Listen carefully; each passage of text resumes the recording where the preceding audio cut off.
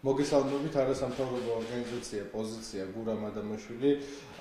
ჩვენი ორგანიზაცია აქტიურად აგვირდება რუსთავიორთან დაკავშირებულ მიმდინარე პროცესებს. ჩვენი აზრით საკონსტიტუციო სასამართლოს როლი ამ საქმესთან მიმართებაში არის საკმაოდ პოლიტიზირებული და მე მინდა არასამთავრობო ორგანიზაცია პოზიციის სახელით მოუწოდო საკონსტიტუციო სასამართლოს კერძოდ მოსამართლეებს სასამართლოს თავმჯდომარეს რომ განთავისუფლდეს ამ პოლიტიკური წნეხისგან. ჩვენ გვახსოვს საქმეები, როდესაც საკონსტიტუციო სასამართლოში არსებობს საქმეები, რომლებიც დღემდე გამოუძიებელია და პოზიციისთვის გაურკვეველი რჩება თუ რატომ მიიღო საკონსტიტუციო სასამართლომ ერთ დღეში რუსთავი ორის საქმესთან დაკავშირებით, რომ დაუყოვნებლივი აღსრულება არ შესრულებულიყო. ასევე ჩვენი მოსაზრებით საკონსტიტუციო სასამართლომ არ გაითვალისწინა ეგრეთ წოდებული პარლამენტარების და სხვადასხვა მნიშვნელოვანი პირების გადაწყვეტილებები და ასევე იდეები და მან ერთპიროვნულად ერთიანი ნაციონალური მოძრაობის სასარგებლოდ მიიღო გადაწყვეტილება. როგორც პოზიციამ გაარკვია, ჩვენ დავინტერესდით კერძოდ საკონსტიტუციო სასამართლოს მოსამართლეების საქმიანობებით.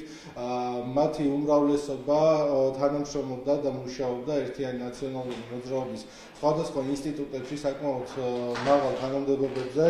კერძოდ კოტე ვარძელაშვილი, რომელიც გახლავთ ამჟამად საკონსტიტუციო სასამართლოს მოსამართლე და რომელსაც გარკვეული წვლილი მიუძღვის ამ გადაწყვეტილებების მიღებაში, იგი საკმაოდ დაახლოებულია ერთიან ნაციონალურ მოძრაობასთან. კერძოდ მისი მეუღლე ანა ჟვანია მუშაობდა განათლების სამინისტროს მინისტრის მოადგილედ, მაშინ როდესაც ბატონი ნიკა გვარამია იყო განათლების მინისტრი.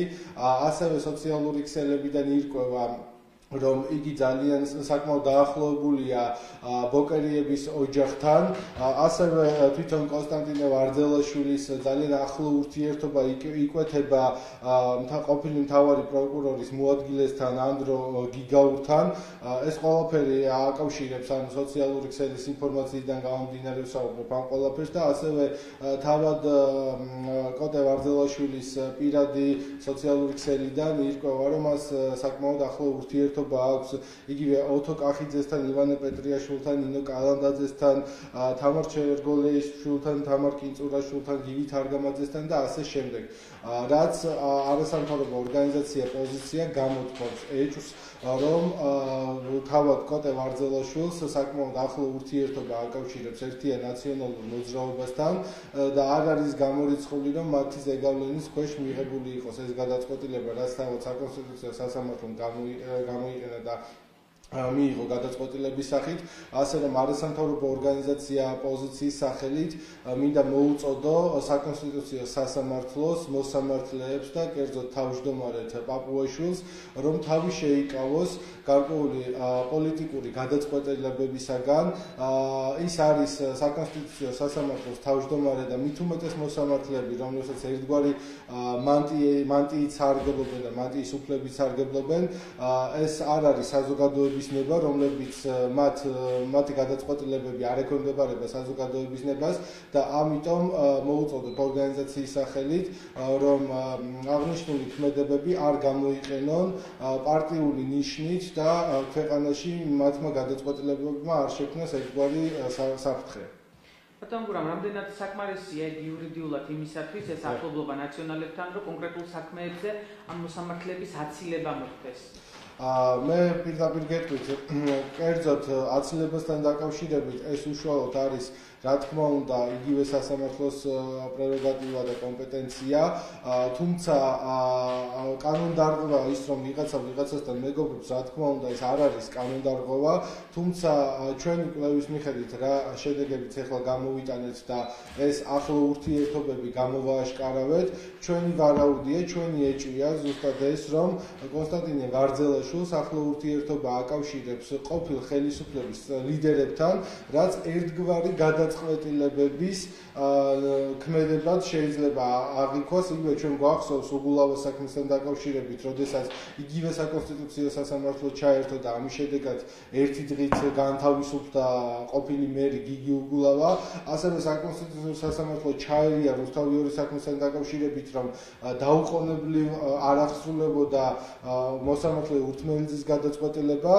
ესეც ერთგვარად მიანიშნებს იმაზე, რომ მან მიიღო ისეთი გადაწყვეტილება, რაც ნაციონალური მოძრაობის სასარგებლოდ მოქმედებდა, ამიტომ ზუსტად აი ამ ქმედებებიდან გამომდინარე და აი ამ ახლობლობიდან გამომდინარე, ჩვენ გვაქვს გონივრული ეჭვი, რომ აღნიშნული პირები და კერძოდ კონსტანტინე ვარძელაშვილი პირდაპირ კავშირშია ერთიანი ნაციონალური მოძრაობის გადაწყვეტილებებთან. აღსრულებასთან დაკავშირებით საკონსტიტუციოს გამოტანილი თვითონ გადაწყვეტილება რუსთავიორთან მიმართებაში თქვენთვის რამდენად დამაჯერებელია და ხო არ უწყობს ეს იმას, რომ ხელს იმას, რომ ერთგვარად სიტუაცია ჩიხში შევიდეს? რა თქმა უნდა, ეს არის ერთგვარი იარაღი, ამ წუთას საკონსტიტუციო სასამართლოს ერთიანი ნაციონალური მოძრაობა იყენებს ერთგვარ იარაღად. ჩვენ გვახსოვს თავად გიორგი პაპუაშვილი, როგორ დაინიშნა საკონსტიტუციო სასამართლოდ, ვის ქონებაში ცხოვრობს ამჟამადაც ბატონი პაპუაშვილი, ეს ყველაფერი მომდინარეობს ერთიანი ნაციონალური მოძრაობიდან და ზუსტად დღეს, როდესაც საზოგადოებისთვის სასარგებლო გარემოებები წყდება, ამ დროს ზუსტად საკონსტიტუციო სასამართლოს იყენებს ერთიანი ნაციონალური მოძრაობა ერთგვარ იარაღად იმისთვის, რომ როგორმე გაანეიტრალოს სიტუაცია და გარკვეული ზეგავლენით ის აიძულებს საკონსტიტუციო სასამართლოს, აქ საუბარია ნაციონალურ მოძრაობაზე, რომ მიიღოს მათთვის სასარგებლო გადაწყვეტილებები. თორე კანონიერების მიხედვით უკვე მოსამართლე ურთმელიძემ მიიღო გადაწყვეტილება, სადაც უკვე რუსთავიორის გარკვეული წილები დაუბრუნა მის კერძო მფლობელს, რაც დაუყოვნებლივ უნდა აღსრულდეს ეს ყველაფერი და მოსამართლის გადაწყვეტილება არის უზენაესი ჩვენს კანონების მიხედვით და კონსტიტუციის მიხედვით, ამიტომ საკონსტიტუციო სასამართლო იყენებს ბოროტად ეხლა ამ წუთას თავის უფლებამოსილებას იმისთვის, რომ ერთიან ნაციონალურ მოძრაობას გარკვეული დრო გაუხანგრძლივოს, მიცეს გარკვეული თავისუფლება და ამით ქვეყანაში კიდევ და კიდევ შემოიტანოს გარკვეული ქაოსი.